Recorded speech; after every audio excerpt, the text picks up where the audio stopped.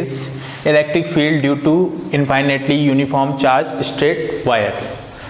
हम आज electric field निकालेंगे किसी charge uniformly charge infinite straight wire के लिए कि वो कितनी इलेक्ट्रिक फील्ड क्रिएट करता है।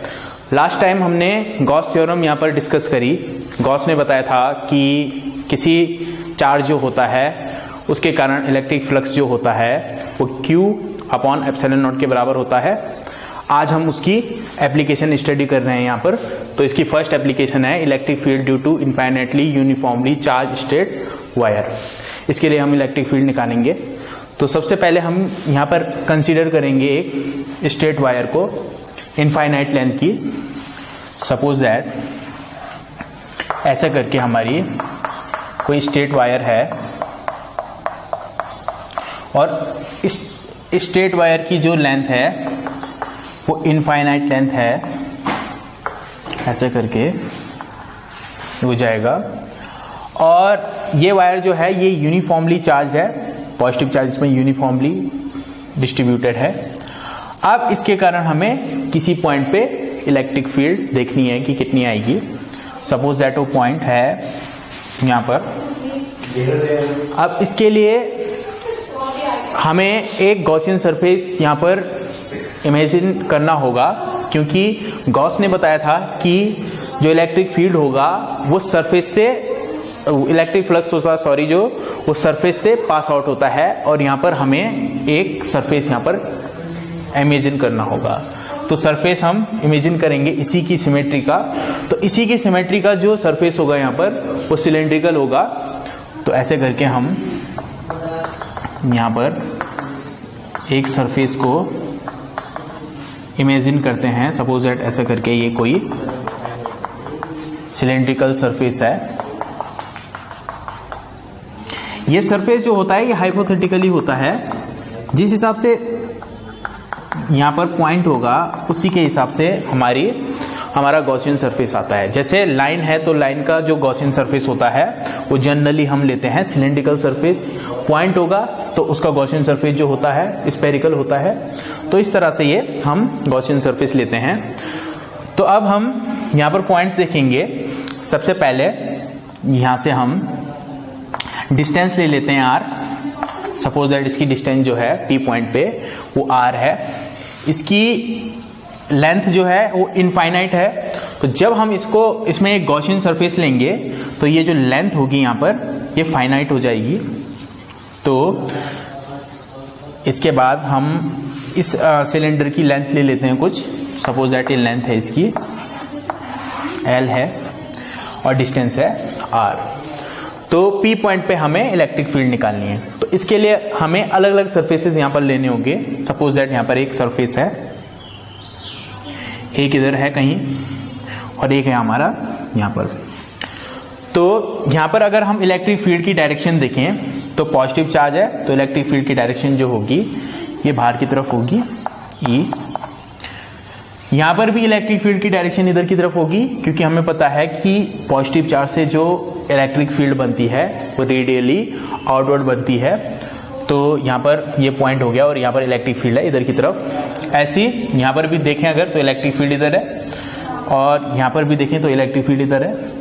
अब हमें इलेक्ट्रिक फ्लक्स निकालने के लिए यहां पर अलग अलग सरफेसेस यहां पर हमने जैसे एज्यूम कर रखे हैं। तो इसके लिए हमें एरिया वेक्टर लेना होगा। तो यहां पर हम एरिया वेक्टर ले लेते हैं। एरिया वेक्टर जो होगा वो नॉर्मली होगा। जैसे हमारा सरफेस है ये ऐसा, तो इलेक्ट्रिक फील्ड इधर है और एरिया वेक्टर जो होगा इसका वो भी इसी की डायरेक्शन में होगा, यानी कि ये होगा हमारा इस तरफ। तो यहां पर एरिया वेक्टर हो गया हमारा, वो हो गया इसकी तरफ। और इलेक्ट्रिक फील्ड को भी अगर हम डिनोट करना चाहें वेक्टर में तो ये हो जाएगा E वेक्टर और एरिया वेक्टर हो जाएगा ये S वेक्टर। ऊपर अगर हम देखें तो ऊपर इस पॉइंट पे ये पॉइंट अब ऐसा ना आके ऐसा आ गया, तो यहां पर भी जो एरिया वेक्टर होगा वो नॉर्मली होगा ऊपर की तरफ। तो यहां पर एरिया वेक्टर हो गया ऊपर और इलेक्ट्रिक फील्ड है यहां पर।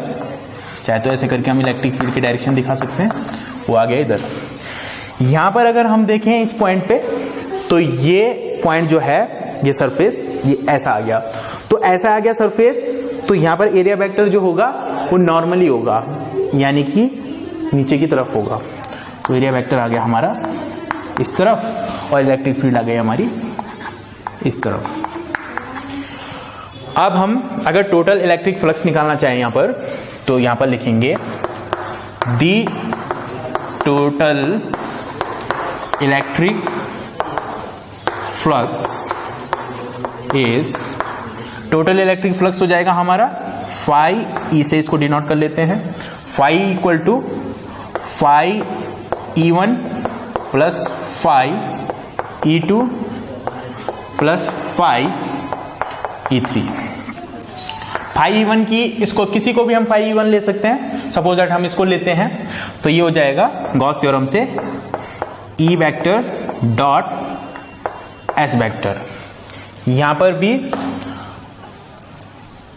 भी हम ले सकते हैं इसको, इस वाले सरफेस को लेते हैं, तो ये भी हो जाएगा E vector dot S vector. हमने फाई E2 ये मान रखा है, चाहे तो आप इसको भी एज्यूम कर सकते हो फाई E2 या इसको फाई E3 डिनोट करो, बट हमने फाई E2 इसको शो कर रखा है यहां पर, plus phi E3, phi E3 ये हो जाएगा, ये भी same E vector dot S vector. E vector dot S vector हो जाएगा हमारा ES कॉस थीटा। थीटा हम देखेंगे फाई E1 हमने ये एज्यूम कर रखा है, तो थीटा जो होगा वो इलेक्ट्रिक फील्ड और एरिया वेक्टर के बीच एंगल होता है। तो इलेक्ट्रिक फील्ड इधर है और एरिया वेक्टर इधर है, तो दोनों के बीच एंगल जो है यहाँ पर वो है 90 डिग्री। तो ये हो जाएगा cos 90 degree plus phi E2 हमने ये मान रखा है, तो ये हो जाएगा ES, सेम इसमें इलेक्ट्रिक फील्ड इधर और एरिया वेक्टर नीचे की तरफ, तो यहाँ पर भी एंगल है हमारा 90 डिग्री, तो ये भी हो जाएगा ES cos 90 degree plus phi E3, E vector dot S vector ये हमने एज्यूम कर रखा है फाई E3, तो ये हो जाएगा ES। यहाँ पर हम एंगल देखेंगे तो इलेक्ट्रिक फील्ड भी सेम डायरेक्शन में है और एरिया वेक्टर भी सेम डायरेक्शन में है, तो ये हो जाएगा ES cos, दोनों के बीच एंगल 0 डिग्री। तो इसको जब हम लिखेंगे यहाँ पर, तो ये cos 90 डिग्री 0, cos 90 डिग्री 0, तो ये और ये दोनों जो होंगे वो 0 हो जाएंगे, तो ये हमारा बचेगा ES। अब इसके बाद हमने यहां पर गॉस थ्योरम को अप्लाई करना है, तो इसके बाद लिखेंगे using Gauss theorem. Gauss theorem बोल लो या गॉस जॉ बोल लो, दोनों ही की चीज है। तो गॉस थ्योरम का यूज करो यहां पर, तो ये हो जाएगा फाई, ये हो जाएगा हमारा Q upon epsilon naught equal to हमारा आ जाएगा ES, इतना यहां पर आ जाएगा। अब यहां पर हम Q की जगह एक टर्म यहां पर लिख सकते हैं, वो कैसे इसको समझेंगे। हमें पता है यहां पर जो चार्ज है वो लेंथ में यूनिफॉर्मली डिस्ट्रीब्यूटेड है, तो यहां पर जो मैग्नीट्यूड आएगा डिवाइडेड बाय लेंथ हो जाएगा हमारा लीनियर चार्ज डेंसिटी। तो ये जो होता है हमारा लीनियर चार्ज डेंसिटी को मैं इधर लिख देता हूं, लैम्डा इक्वल टू होता है हमारा Q अपॉन, और ये जो है ये तो हमने लेंथ ले रखी है, बट जब हमने इस पे अप्लाई किया गॉस थ्योरम को, तो हमने एक सरफेस यहां पर लिया, सिलेंड्रिकल सरफेस, तो ये हो जाएगा lambda upon Q, lambda equal to Q upon ये जो पर यूनिट जो ये लेंथ पे डिस्ट्रीब्यूटेड है यहाँ पर, तो ये हो जाएगा Q अपॉन L, ये हो जाएगा Q equal to lambda L। इसको सब्स्टिट्यूट करेंगे हम Q की जगह, तो ये हो जाएगा lambda L upon epsilon naught equal to ES, इतना ही आ जाएगा। तो E की वैल्यू जो है हमारी ये आ जाएगी lambda L upon S epsilon naught. S जो होगा ये सिलेंडर का एरिया होगा, सिलेंडर का जो एरिया होगा यहाँ पर ये होगा 2πRL, तो ये आ जाएगा lambda L upon 2πRL epsilon not. L से L कैंसिल आउट, तो अब हम E की वैल्यू लिखेंगे यहाँ पर, E हो जाएगा हमारा E equal to lambda upon 2 pi r epsilon naught. तो कोई भी जो यूनिफॉर्मली लॉन्ग स्ट्रेट वायर होती है वो इतना इलेक्ट्रिक फील्ड क्रिएट करती है किसी पॉइंट पे, lambda upon 2 pi r epsilon not. अगर इसी को हम वेक्टर फॉर्म में लिखना चाहें तो हम लिखेंगे इसको वेक्टर फॉर्म में। इन वेक्टर फॉर्म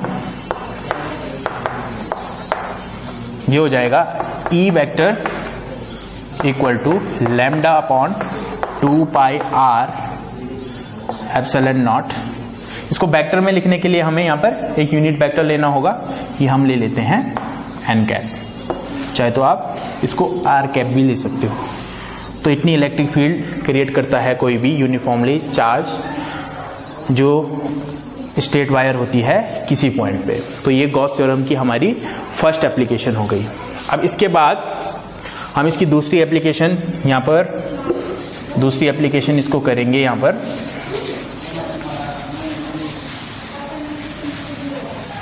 दूसरी एप्लीकेशन जो है वो हमारी होगी किसी प्लेन शीट के कारण किसी पॉइंट पे इलेक्ट्रिक फील्ड। तो यह जाएगा electric field due to infinitely uniformly charge, यह आ जाएगा यहां पर प्लेन शीट। ये हमारी एप्लीकेशन नंबर आ जाएगी सेकंड।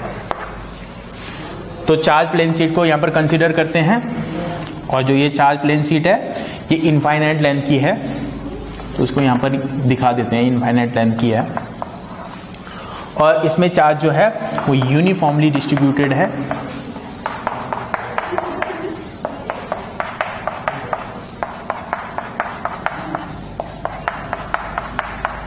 इसको समझेंगे पहले। तो जैसे हमारा प्लेन शीट, सपोज दैट इस तरह से ये प्लेन शीट है। अब इस प्लेन शीट के पे चार्ज डिस्ट्रीब्यूटेड है, तो चार्ज जब इस पे डिस्ट्रीब्यूटेड होगा तो इस फेस पे भी और साथ साथ में इस फेस पे भी होगा। तो क्या होगा, इसके दोनों फेसेस जो होंगे उससे इलेक्ट्रिक फील्ड बनेंगी। एक तो इस पॉइंट पे इधर की तरफ एक पॉइंट आ जाएगा और दूसरा पॉइंट आ जाएगा हमारा इस साइड। इलेक्ट्रिक फील्ड निकालने के लिए वही जो हमने इससे पहले किया, एक गॉसियन सरफेस हमें ड्रॉ करना होगा। तो इसके लिए पहले यहां पर इस पॉइंट को हम शो कर देते हैं, P पॉइंट है सपोज दैट, और यहां से ये इस डिस्टेंस पे R डिस्टेंस पे हमें इलेक्ट्रिक फील्ड निकालनी है। और एक फेस के कारण इधर हो गई और दूसरे फेस के कारण हो जाएगी पीछे की तरफ, तो ये आ जाएगा इस तरफ। तो इसको हमें गॉसियन सरफेस लेना होगा यहां पर, क्योंकि हमें गॉस थ्योरम लगानी है। तो गॉसियन सरफेस ले लेते हैं इसका, ये हो जाएगा ऐसे करके, इसका बन गया गॉसियन सरफेस।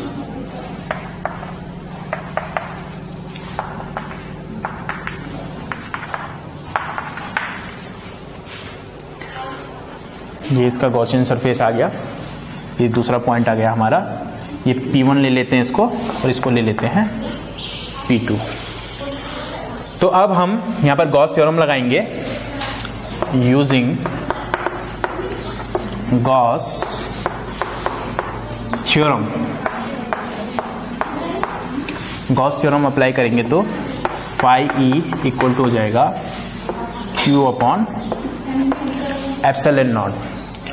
फाई E हम इसको अलग अलग ब्रैक कर देते हैं, ये हो जाएगा फाई E1 ले लेते हैं यहां पर, जो फ्लक्स पास आउट हो रहा है इसको ले लेते हैं फाई E1, प्लस इधर को हम ले लेते हैं phi E2 equal to Q आ जाएगा। तो Q की जगह हम यहां पर लेंगे सिग्मा को। ये कैसे लेंगे, क्योंकि हमें पता है सिग्मा इक्वल टू होता है Q अपॉन S। यहां पर चार्ज जो है ये पूरे एरिया पे डिस्ट्रीब्यूटेड है, इसलिए हमने यहां पर लैम्डा की जगह लिया सिग्मा। तो Q आ जाएगा हमारा सिग्मा S। तो ये हो जाएगा sigma S upon epsilon naught. Phi E1 की वैल्यू देखेंगे तो ये हो जाएगी E S, इसको डायरेक्ट लिख लेते हैं हम। E इलेक्ट्रिक फील्ड हो जाएगा इधर, और सरफेस एरिया वेक्टर जो है वो भी है इसी साइड में होगा, परपेंडिकुलरली हम लेंगे, इधर ही की तरफ होगा। तो ये हो जाएगा S इस तरफ। चाहे तो हम इसको E वेक्टर ले सकते हैं, इसको लेते हैं S वेक्टर। तो दोनों के बीच एंगल जो होगा वो 0 डिग्री होगा। सिमिलर यहां पर E वेक्टर इधर को, ऐसा ये पॉइंट है यहां पर, तो E वेक्टर इधर और S वेक्टर भी हमारा हो जाएगा इधर ही की तरफ। तो ये हो जाएगा ES cos 0 डिग्री, दोनों के बीच एंगल 0 डिग्री हो जाएगा, प्लस इधर को ये हो जाएगा ES cos 0 डिग्री, तो ये हो जाएगा sigma S upon epsilon naught. ES ये हो जाएगा 2ES equal to sigma S upon epsilon naught. S से S कैंसिल आउट,